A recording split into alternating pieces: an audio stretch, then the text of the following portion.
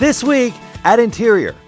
President Obama and Secretary Jewell on hand this week at the official dedication of the American Veterans Disabled for Life Memorial, situated at the foot of Capitol Hill in Washington, D.C. Hundreds of veterans, families, and supporters, such as actor and activist Gary Sinise, looked on as the president thanked every wounded warrior and every disabled veteran for their service to the nation. Here we see your resolve, your refusal in the face of overwhelming odds to give in to despair or to cynicism. Your decision, your choice to overcome.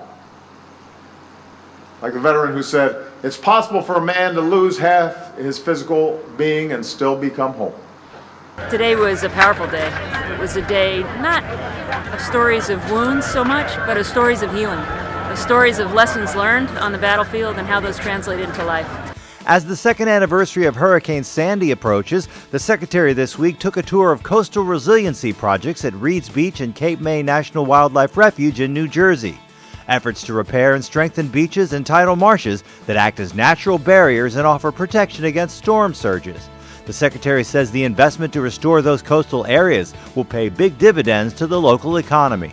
The Secretary gave the keynote address this week at the American Wind Energy Association's Offshore Windpower 2014 conference in Atlantic City.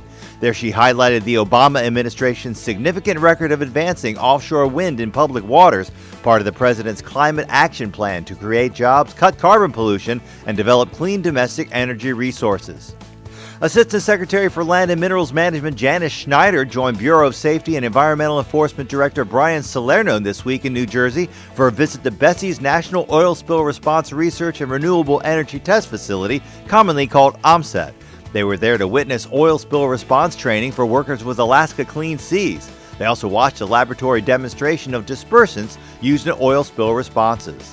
A complete melting of Alaska's summer ice in the Chukchi Sea means record numbers of Pacific walruses are once again hauling out on land instead of sea ice.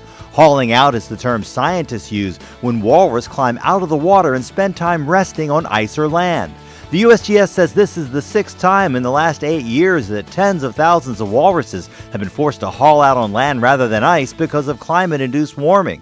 With such massive numbers, the walrus are at risk from injury or death by trampling. And it's the official inscription ceremony this week for Poverty Point, Louisiana as a World Heritage Site.